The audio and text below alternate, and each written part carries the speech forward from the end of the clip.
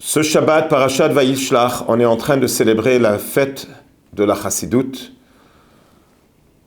ce moment unique que Rabbi Shneur Zalman a été libéré de prison. C'est devenu une grande fête, non seulement pour la Chassidoute, mais c'est pour tout le peuple juif. Car la Chassidoute, elle amène un bonheur, et elle amène un mode de vie qu'aujourd'hui, dans l'obscurité terrible que nous sommes en train de vivre et de traverser, la seule manière comment on peut tenir dans ce monde, c'est par la lumière de la Chassidoute. Je vous donne un exemple. Shmini Atzeret, on entend ce massacre terrible de 1400 qui ont été tués, assassinés, et le plus que les semaines passent, on entend avec cruauté, ils se sont conduits. Alors tout de suite, la question, elle était, qu'est-ce qu'on fait cette journée-là? On fait les hakafot. Est-ce qu'on peut se permettre à danser? Et à ce moment-là, on a besoin de la lumière de la Chassidoute.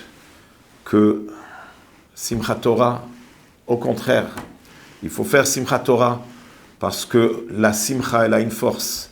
La Simcha, elle a une force d'annuler des décrets. La Simcha, elle a une force de radoucir la rigueur. Quand on a affaire avec l'obscurité, qu'est-ce qu'on fait?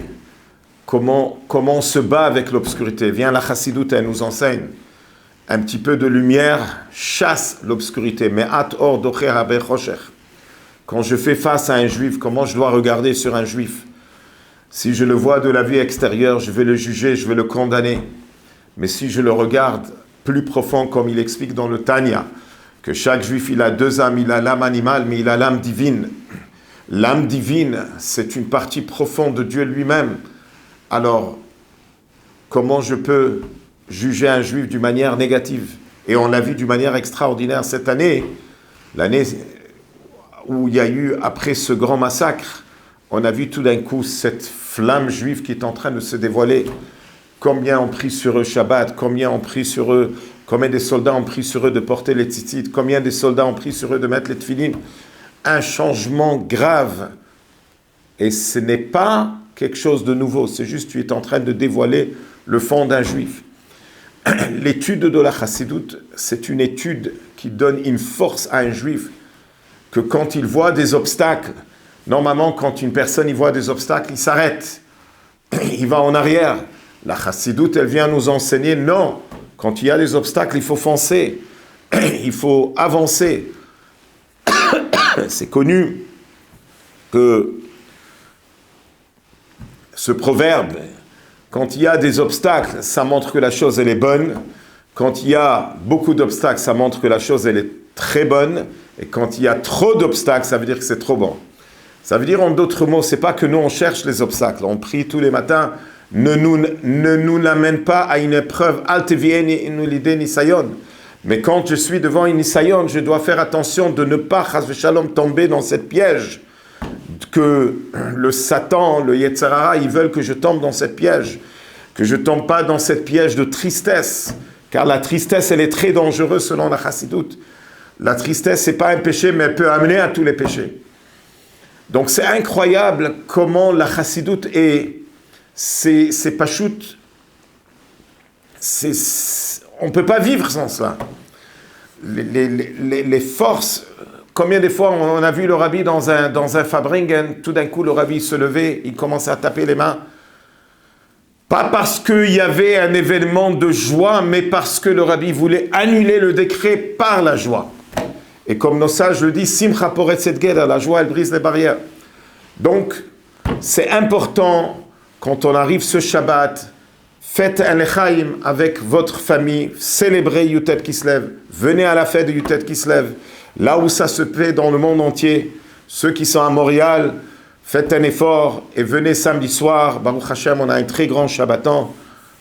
Ce Shabbat, avec le rabbin Manis Friedman, presque 400 personnes. Mais à part cela, il y a aussi ceux qui n'ont pas pu venir pour le Shabbaton.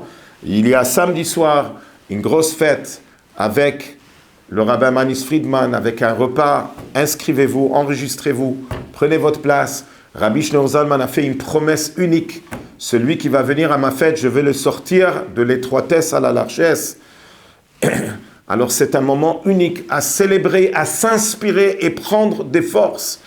Et aujourd'hui, l'étude de la chassidoute, dont on est en train de vivre une obscurité, ça nous ramène, on est rentré dans une période que on est en train de revivre le moment de la Shoah pour tenir cette force extraordinaire que la chassidoute nous enseigne.